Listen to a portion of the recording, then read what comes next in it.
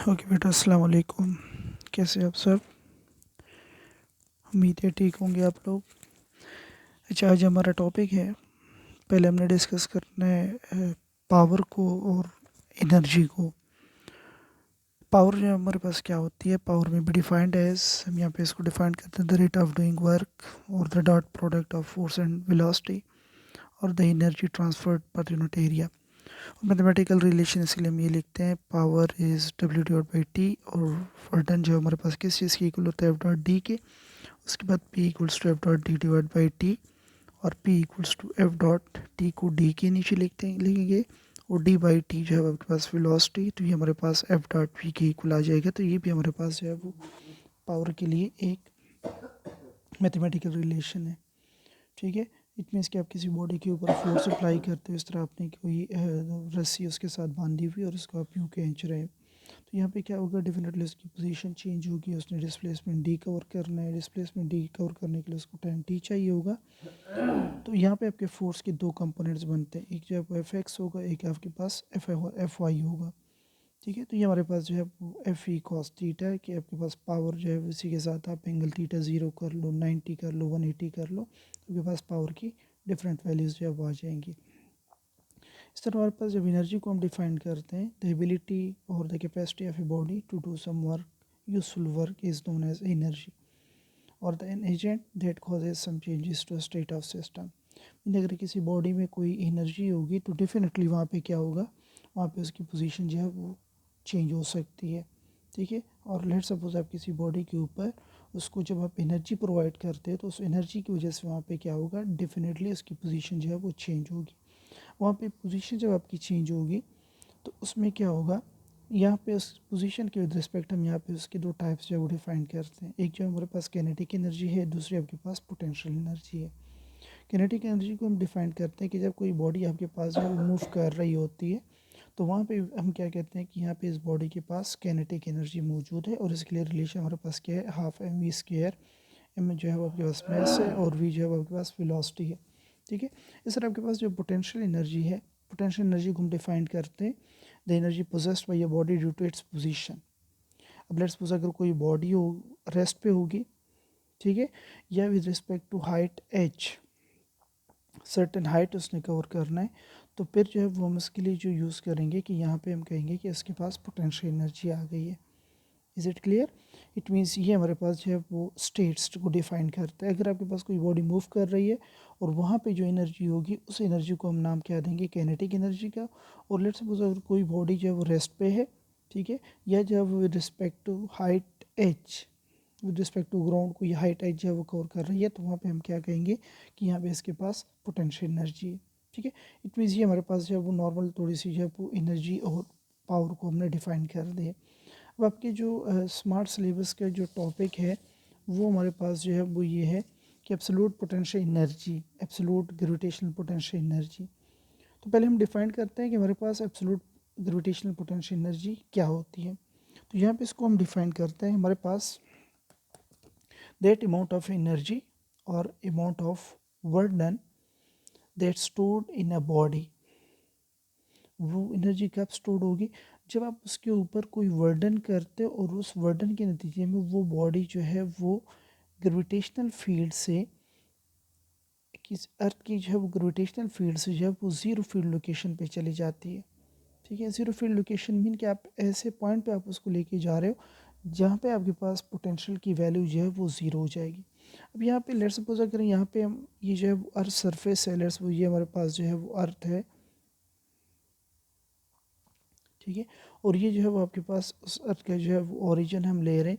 अब यहाँ पे क्या होगा, इस ओरिजिन या सेंटर से हम यहाँ पे उसका जो है वो रेडियस आर जो है वो कैलकुलेट करते हैं। मीन हमें पता होता है कि ये जो है वो लेट्स सपोज आपके पास जो है वो mass of earth M E की इक्वल है, और यहाँ पे ये जो है वो आपके पास रेडियस ऑफ अर्थ को डिफाइन कर रहा है। बात समझ आ रही है? अब चूँकि हम वर्डन करते हैं, तो वर्डन जो है वो हमेशा आप सरफेस के ऊपर से आप करते हो। अब हमने करना क्या है कि एक बॉडी को जो है वो हमने इस पॉइंट से लेके जाना है, पॉइंट एन तक लेके जाना है। ठीक है, पॉइंट एन जो है वो आपके पास वो पॉइंट है जहाँ पे अर्थ की ग्रेविटेशनल फील्ड जो है वो ख़त्म हो जाती है। ठीक है। इट मीन्स कि जब आप यहाँ से स्टार्ट करोगे तो यहाँ पे आपके ऊपर जो है वो ग्रेविटी एक्ट करेगी, लेकिन इस पॉइंट पे आप लेके जाओगे तो यहाँ पे ग्रेविटी जो है वो आपकी जो है वो अप्रोचेस टू ज़ीरो हो जाएगी। Is it clear? अब यहाँ पे ये जो रेफरेंस पॉइंट हमने लिया हुआ है, इस रेफरेंस पॉइंट से जिसको हमने नाम दिया हुआ है R1 with respect to origin और सेंटर ऑफ अर्थ के, ठीक है, इस R1 से जो है वो बॉडी को हम लेके जाएंगे इस पॉइंट एन तक। तो डेफिनेटली हमने क्या करना होगा, वर्डन इसके ऊपर करना होगा।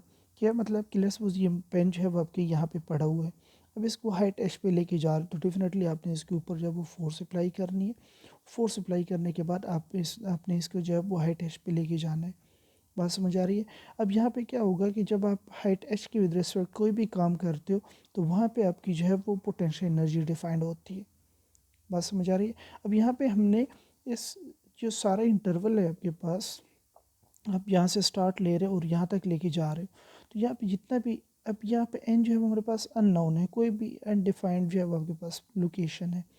तो हम क्या कर रहे हैं, हम यहाँ पे यहाँ से यहाँ तक जाएंगे, तो इट मीन्स कि यहाँ से यहाँ तक जो सारा इंटरवल है उसको हम स्मॉल स्मॉल सेगमेंट्स में डिवाइड कर लेंगे।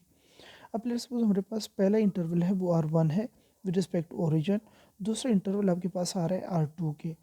अब इनके दरमियान में जो गैप है, जो सेपरेशन है, उसको हम डेल आर से जो रिप्रेजेंट कर रहे हैं। इट मीन्स कि लेट्स सपोज ये मार्कर, ये पेन जो है वो मैं इसको हाई टच पे लेके जा रहा हूँ, तो इसको मैं इंस्टेंट टू इंस्टेंट जो है वो लेके जा रहा हूँ, क्योंकि मुझे एन का नहीं पता कि एन कहाँ पे आ रहा है। और एन हमारा वो पॉइंट होगा जहाँ पे आपकी ग्रेविटी जो है वो अप्रॉक्स इक्वल्स टू ज़ीरो हो जाएगी। और जब ग्रेविटी ज़ीरो हो जाएगी तो जब हम पोटेंशियल एनर्जी को डिफाइन करते हैं तो उसमें जी का जो है वो मेन रोल है, P equals to M G H. तो डेफिनेटली आपके पास जी की वैल्यू ज़ीरो होगी, तो डेफिनेटली वहाँ पे आपकी पोटेंशियल एनर्जी जो है वो ज़ीरो हो जाएगी। अब उस ज़ीरो पॉइंट तक जो है वो जाने के लिए क्या होगा, करना होगा, आपने अगेंस्ट ग्रेविटी जो है वो वर्क डन करना होगा। ठीक है, अब एक पॉइंट तक लेके जाओगे जहाँ पे ग्रेविटी का आपके ऊपर इफेक्ट बिल्कुल ख़त्म हो जाएगा। अब इसको हमने क्या कैसे कैलकुलेट करना है, हम जो है वो यहाँ पे पॉइंट टू पॉइंट जो है वो जितने भी सेगमेंट्स हमारे पास आ रहे हैं, across each and every segment की हमने वर्डन की वैल्यू कैलकुलेट करनी है, राइट। ये इट मीन्स कि यहाँ पे हमारे पास जो है वो वर्डन जो है वो W1 आ जाएगा, और वो W1 क्या होगा, W1 to 2 हो जाएगा। फिर उसके बाद 2 से 3 पे लेके जाएंगे, 3 से 4 पे लेके जाएंगे, 4 से 5, 5 से 6, 7 एंड सो ऑन। तो यहाँ पे आपके पास जो लास्ट पॉइंट है वो आपके पास कौन सा पॉइंट है, वो एन पॉइंट है। ठीक है, अब एन लेट सपोज 100 है, तो उससे पहले वाला पॉइंट क्या होगा, 100 - 1। ठीक है, अब चूँकि हमारे पास एन का यहाँ पे नहीं पता, तो इस वजह से हम यहाँ पे इसको जो है एन, और इसको जो है वो इसके सेकंड लास्ट जो पॉइंट है उसको n-1 से जो है वो रिप्रेजेंट कर रहे हैं। अब यहाँ पे हम क्या करेंगे, हम जो टोटल वर्डन है, टोटल वर्डन की वैल्यू हमने क्या करनी है, कैलकुलेट करनी है।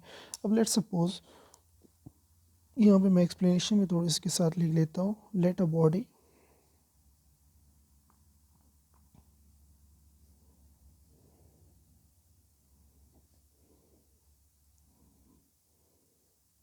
mass m is taken from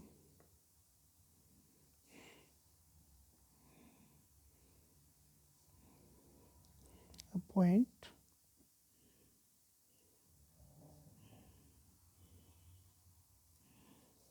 inside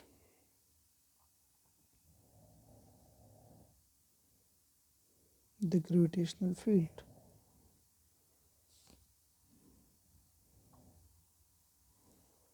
right, अब यहाँ पे जब हम क्या कर रहे हैं, हमारे पास एक बॉडी है जिसका मास m है, और उसको हम क्या कर रहे हैं, अर्थ की ग्रेविटेशनल फील्ड से जो है वो उसके ऊपर वर्डन करेंगे। अब यहाँ पे यही बात कि हम क्या करेंगे,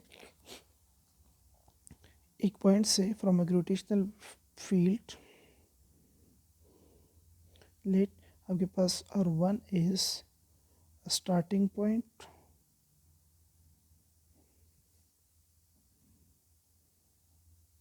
ठीक है, और ये कहाँ पे, ये आपके पास इनसाइड द ग्रेविटेशनल फील्ड है।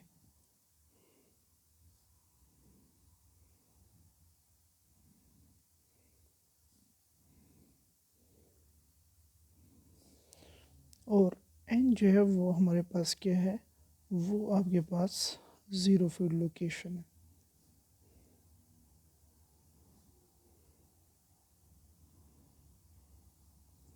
ठीक है, अब यहाँ पे हम क्या करेंगे, इसके लिए जो स्टेप्स है, we have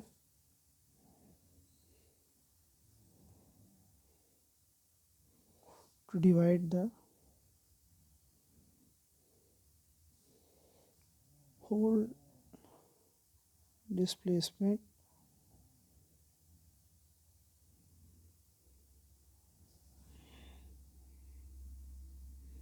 into small intervals or small segments,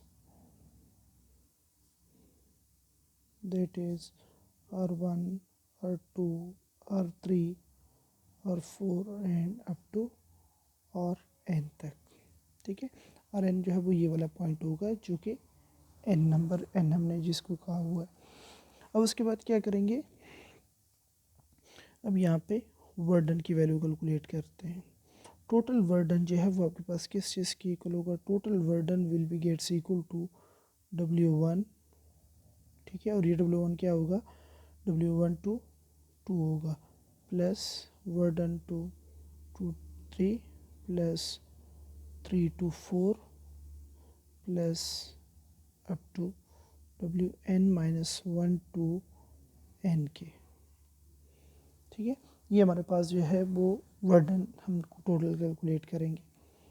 अब यहाँ पे हमारे पास क्या है कि जो वर्डन हम कर रहे हैं, वर्डन को हम नॉर्मली जो है वो डिफाइन करते हैं by definition we have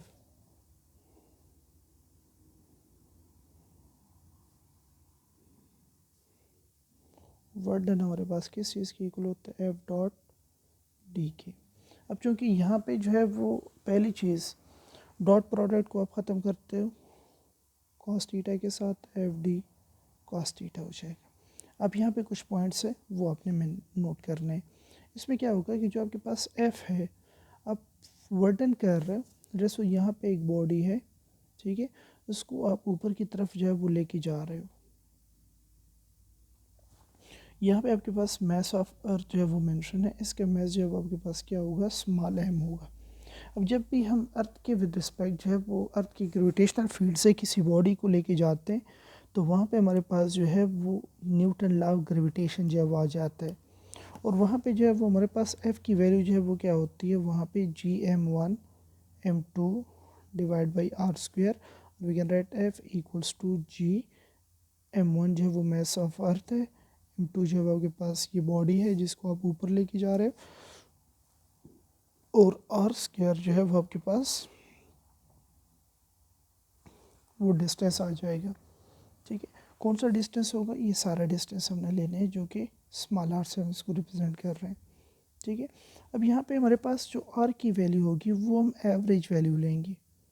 average value क्या मतलब, देखिए हमारे पास जब कभी भी कोई भी फंक्शन जो है वो मिनिमम और मैक्सिमम के दरमियान में आता है, मीन कि आपके पास यहाँ पे ग्रेविटी जो है वो मैक्सिमम है, वहाँ पे आपके पास ग्रेविटी ने जो है वो ज़ीरो हो जाना है, तो इट मीन्स कि यहाँ पे वैल्यूज़ जो है वो मैक्सिमम से मिनिमम की तरफ जा रही है। तो कोई भी फंक्शन जब मिनिमम और मैक्सिमम के दरमियान में डिफाइंड होते हैं तो उसकी हम हमेशा जब एवरेज वैल्यू लेते हैं। ठीक है, और एवरेज वैल्यू जो है वो हम क्यों लेते हैं, वो इसीलिए क्योंकि यहाँ पे भी आपके पास ग्रेविटेशनल फील्ड जो है वो मैक्सिमम और मिनिमम के दरमियान में जो है वो हम कैलकुलेट कर रहे हैं। बात समझ आ रही है। अब यहाँ पे जो है वो हम वर्डन फ्रॉम, उसके बाद हमारे पास जो डिस्प्लेसमेंट डी है, डिस्प्लेसमेंट डी क्या होगा, डिस्प्लेसमेंट डी जो है वो आपके पास डेल आर के इक्वल होगा।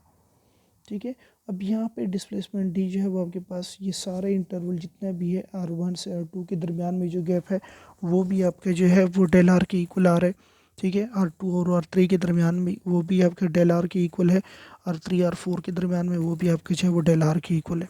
सो what we can say that कि यहाँ पे आपके पास डेल आर या डिस्प्लेसमेंट डी जो है वो हम ले रहे हैं, वो हम कांस्टेंट ले रहे हैं जो कि डेल आर के इक्वल है। ठीक है, अब यहाँ पे मॉडर्न की वैल्यू जो है वो कैलकुलेट करते हैं, W1 नाउ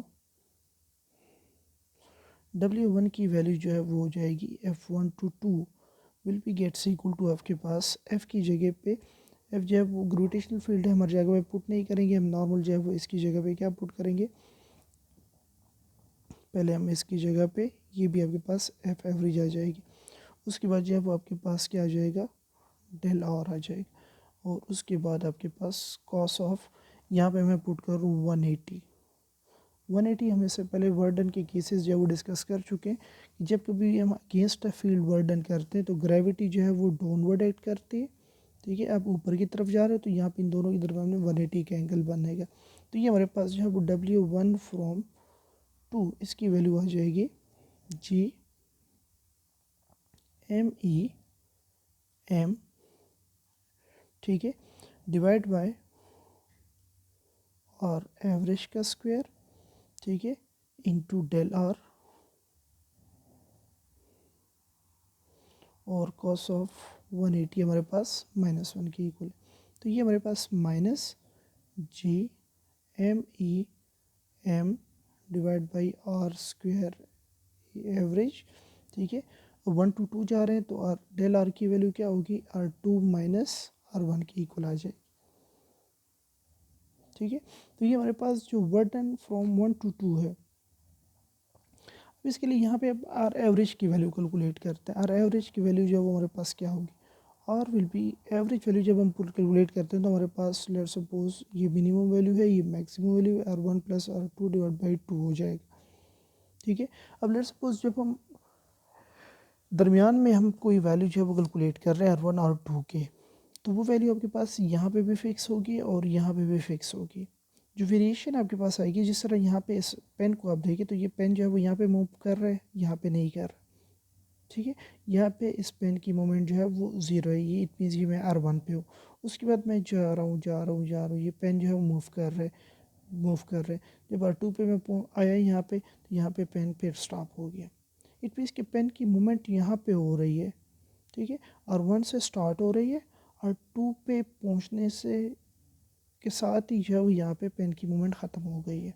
तो इट मीन्स हमारे पास जो पेन की मूवमेंट है वो यहाँ पे R1 से लेकर just before reaching the R2, mean R2 से पहले पहले तक जो इसकी मूवमेंट होगी, R2 पे इसकी मूवमेंट जो है वो 0 हो जाएगी। तो इट मीन्स हमारे पास वैल्यूज़ में जो है वो R2 जो है वो इंक्लूड नहीं होगा। ठीक है, अब यहाँ पे हम क्या करेंगे, हमारे पास डेल आर जो है वो किस चीज़ की इक्वल है, R2 माइनस R1। ये हमारे यहाँ पे हमारे पास R2 will be gets equal to del R plus R1 की इक्वल आ जाएगा। ठीक है, अब इसकी वैल्यू मैं यहाँ पे पुट करता हूँ, R will be gets equal to आपके पास R1 plus del R plus R1 divide by 2।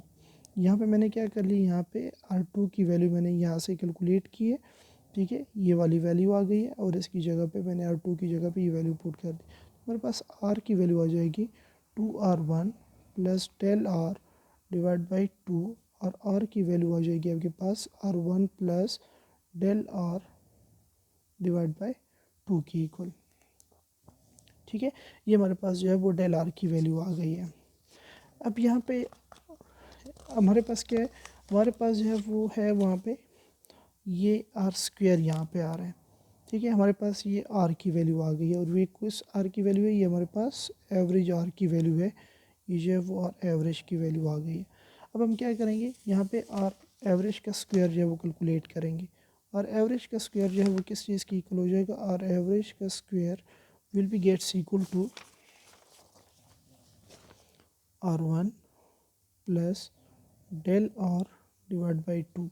हमने दोनों साइड पे इसके जो है वो स्क्वायर लेने, तो ये हमारे पास वैल्यू आ जाएगी और एवरेज का स्क्वायर, इसको मैं लिख सकता हूँ R1 डिवाइड बाई 2 का square, R1 divide by 2 plus del R divide by 2 whole square. तो ये हमारे पास A plus B whole square आ जाएगा। तो ये इट मीन्स ये हमारे पास वैल्यू आ जाएगी। सॉरी, यहाँ पे जब हमसे मिस्टेक, हमारे पास जो है ये 2R1 है। ठीक है, तो यहाँ पे आपके पास 2R1, यहाँ पे भी 2R1 आ जाएगा। तो इट मीन्स ये हमारे पास 2 और 2 जो है वो दोनों cancel, R1 plus del R divide by 2 का स्क्वायर आ जाएगा। ठीक है, अब यहाँ पे a plus B whole square के अकॉर्डिंग इसको हम ओपन करेंगे, R1 square plus del are square divide by 4 plus 2R1 del R divide by 2, mean a square plus B square plus 2ab। ठीक है, अब यहाँ पे हमारे पास डेल आर जो है वो बहुत ही स्मॉल है। ठीक है, उसके बाद जब इसको आप स्मॉल लेते हैं तो इट मीन्स कि आपके पास del are square divide by 4 ये जो है वो अप्रॉक्स इक्वल्स टू 0 हो जाएगा। क्यों? लेट्स सपोज इसको मैं जो है वो 0.1 के इक्वल ले रहा हूँ। कितने इक्वल ले रहा हूँ? 0.1 के इक्वल जो है वो डेल आर को मैं ले रहा हूँ। अब यहाँ पे होता क्या है कि मैथमेटिक्स में जब आप स्मॉल वैल्यू का स्क्वायर लेते हो तो वो वैल्यू मज़ीद छोटी हो जाएगी। Is it clear? अब यहाँ पे उसको आप फिर जो है वो 4 से डिवाइड करते हो, 4 से डिवाइड करते हो तो ये वैल्यू जो है वो अप्रॉक्स इक्वल्स टू 0 हो जाएगी। Is it clear? किसी भी स्मॉल वैल्यू का जब हम मैथमेटिक्स में स्क्वायर लेते हैं तो वो वैल्यू मज़ीद हमारे पास जो है वो छोटी हो जाती है। तो इट मीन ये हमारे पास जो ये इक्वेशन है ये हमारे पास इक्वल हो जाएगा R1 स्क्वायर प्लस 2 और 2 ये भी कैंसिल, ये जो है वो आपके पास क्या हो जाएगा, ये निगलेक्टेड टर्म हो जाएगा। ठीक है, इट मीन्स कि हमारे पास R1 इंटू डेल आर की इक्वल वैल्यू आ जाएगी। यहाँ पे हमारे पास R1 square plus R1 del R की वैल्यू क्या है, R2 माइनस R1 के इक्वल। तो यहाँ पे हमारे पास R1 स्क्वायर आ जाएगा R1 into R2 minus R1 square. ये R1 के साथ मैंने इसको क्या कर लिया, मल्टीप्लाई कर लिया। अब यहाँ पे R1 square minus R1 square ये दोनों कैंसिल हो जाएंगे। ठीक है, और हमारे पास इक्वेशन आ जाएगी R1 into R2। It means ये हमारे पास आर एवरेज का स्क्वायर किस चीज़ की इक्वल आ गई, R1 इंटू R2। ठीक है, अब यहाँ पे जो हमने वैल्यू कैलकुलेट की, यहाँ पे हमने जो है वो इसकी वैल्यू जो है वो पुट करनी है। ये जो है हमारे पास -GMEM divide by R average की वैल्यू क्या आई है, R1 into R2 into R2 minus R1। अब यहाँ पे ये हमारे पास इक्वेशन आ जाएगी -GMEM, यहाँ पे मैं इसको R2 minus R1 divide by R1 R2 लिख सकता हूँ यहाँ पे। उसके बाद मैं इसको जो है वो -GMEM इंटू R2 के नीचे यहाँ पे इसको अलग से लिख देता हूँ -R1 divide by R1 R2 आ जाएगा। ठीक है, ये हमारे पास वर्डन आ रहा है, वर्डन फ्रॉम 1 to 2 की वैल्यू आ रही है। अब यहाँ पे क्या होगा, ये जो वर्डन फ्रॉम 1 to 2 है ये हमारे पास -GMEM into R1 divide by R1 R2 R2 divide by R1 divide by R1 R2 आ गई ये वैल्यू। ये प्रीवियस स्टेप मैंने यहाँ पे लिख लिए। ठीक है, ये वाला स्टेप। अब यहाँ पे हमारे पास क्या आएगा, यहाँ पे अगर इन दोनों को work done from 1 to 2 will be gets equal to -GMEM into R2 और R2 कैंसिल, R1 और R1 कैंसिल। यहाँ पे आपके पास आ जाएगा 1 और R1 माइनस 1 और R2 आ जाएगा। ठीक है, ये हमारे पास जो है वो वर्क डन फ्रॉम 1 to 2 की वैल्यू आ गई है। ठीक है, ये हमारे पास ये वैल्यू आ गई। सिमिलरली यहाँ पे आप देखिए 1 से 2 तक आप जा रहे हो तो यहाँ पे आपके पास R1 आ रहा है माइनस जो है आपके पास R2 आ रहा है। Is it clear? तो यहाँ पे हमारे पास अगर मैं 2 to 3 जाऊँ तो ये हमारे पास क्या होगा, -GMEM। ये चीज़ तो आपके पास कांस्टेंट आ रही है। यहाँ पे क्या होगा, R2 माइनस R3 आ जाएगा। इस तरह अगर मैं जो है वो 3 से 4 तक मूव करता हूँ तो ये हमारे पास -GMEM into 1 over R3 minus 1 over R4 आ जाएगी। ठीक है, इस तरह अगर मैं ये वर्डन जो है वो चलते चलते मैं यहाँ पे मैं n-1 से n तक मूव करता हूँ तो ये वर्डन की वैल्यू मेरे पास क्या आएगी, -GMEM into 1 over R n-1 minus 1 over Rn। ठीक है, अब अपने क्या करना है, हमने टोटल वर्डन की वैल्यू जो है वो कैलकुलेट करनी है। तो टोटल वर्डन के लिए हम क्या करते हैं, ये सारा वर्डन हम इसको ऐड करेंगे तो ये टोटल वर्डन की वैल्यू आ जाएगी। यहाँ पे आप देख सकते हो अगर इन सबको मैं ऐड करूँ तो ये चीज़ जो है वो आपके पास सब में कॉमन आ रही है। ठीक है,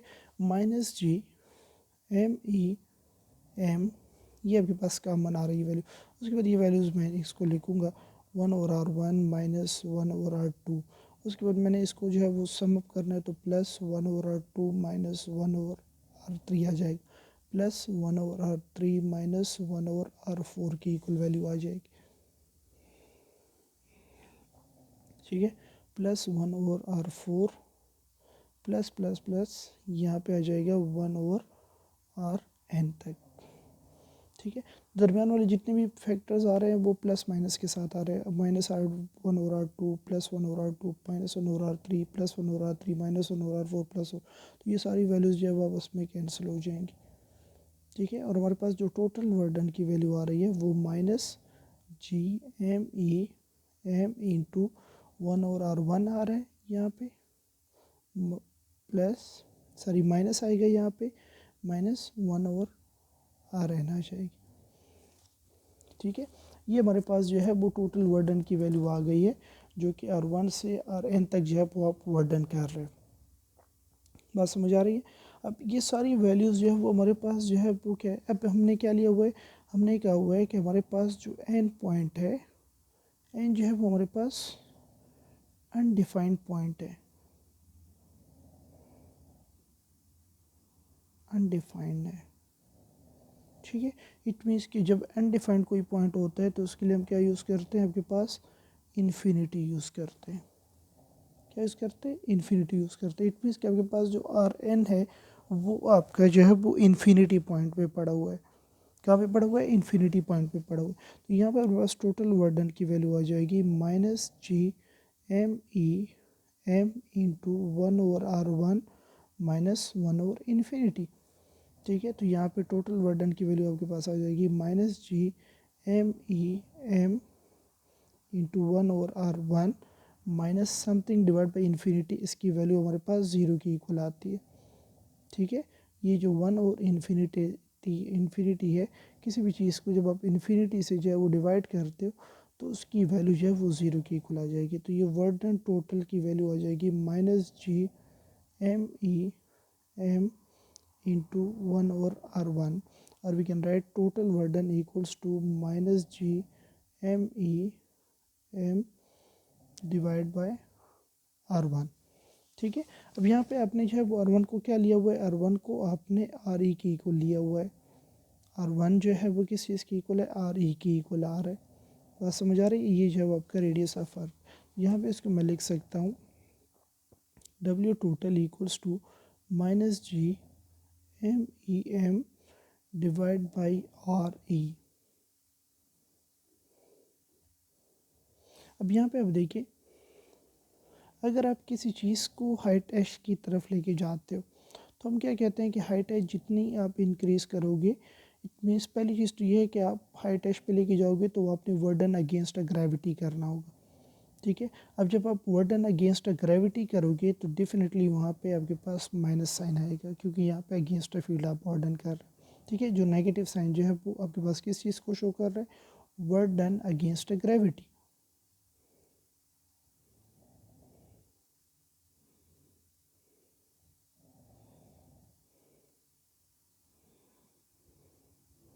ठीक है, ये आपके पास जो है वो वर्डन अगेंस्ट ग्रेविटी की वैल्यू आ गई है, मीन नेगेटिव साइन इस चीज़ को शो कर रहे हैं। उसके बाद जब आप हेड पेश पे लेट्स सपोज आप इस पेन को जब आप देख सकिए जो है वो रेस्ट पे पड़ा हुआ है। ठीक है, अब इसको हाई टेस्ट पे लेके जा रहा हूँ, इस मीन्स इसके ऊपर मैं वर्डन कर रहा हूँ, ये खुद से नहीं जा रहा, मैं उसके ऊपर वर्डन कर रहा हूँ, ये वर्डन अगेंस्ट फील्ड हो रहा है। अब लेट्स सपोज मैं इसको यहाँ पे छोड़ता हूँ। ठीक है, तो ये खुद ब खुद जो है वो नीचे जाएगा। Is it clear? It means कि ये जो वापस जा रहा है, इसका मतलब ये है कि जो मैंने वर्डन किया इसके ऊपर, ये वर्डन इसके अंदर एज अ पोटेंशियल एनर्जी के स्टोर हो गया है। और ये वर्डन अगर मैं मैक्सिमम हाइट तक लेके जाऊंगा तो डेफिनेटली ये वर्डन आपके पास इक्वल हो जाएगा एब्सोल्यूट पोटेंशियल एनर्जी के, जिसको हम मेंशन करते हैं APE से, absolute potential energy equals to. उसके बाद इट मीन्स कि मैं जब लेके जा रहा हूँ, जब मैं वर्डन कर रहा हूँ ये टोटल वर्डन, तो मैं अगेंस्ट फील्ड लेके जा रहा हूँ, और जो आपकी पोटेंशियल एनर्जी वर्डन कर रही है वो क्या कर रही है, वो अलॉन्ग द फील्ड लेके जा रही है। इट मीन्स मैं यहाँ पे छोड़ूंगा तो इसने खुद नीचे जाना है, तो ये जो है वो डाउनवर्ड होगा। तो यहाँ पे ये जो एब्सोल्यूट पोटेंशियल एनर्जी की इक्वेशन हमारे पास आ जाएगी GME डिवाइड बाई RE। ठीक है, तो ये हमारे पास जो है वो आज के टॉपिक में जो एब्सोल्यूट पोटेंशियल एनर्जी की जो रिलेशन है उसका हमारे पास जो है वो प्रूफ आ गई है। ठीक है, किन फैक्टर्स पे आपकी डिपेंड कर रही है, तीन चीज़ों के ऊपर। जी जो है वो आपके पास क्या है, कैपिटल जी, ये जो है वो आपके पास कांस्टेंट है, ग्रेविटेशनल कांस्टेंट, और उसकी वैल्यू क्या होती है 6.67 ×10⁻11 न्यूटन मीटर स्क्वायर पर केजी स्क्वायर। ठीक है, उसके बाद मास ऑफ अर्थ हमारे पास है 6×10⁻24 केजीज।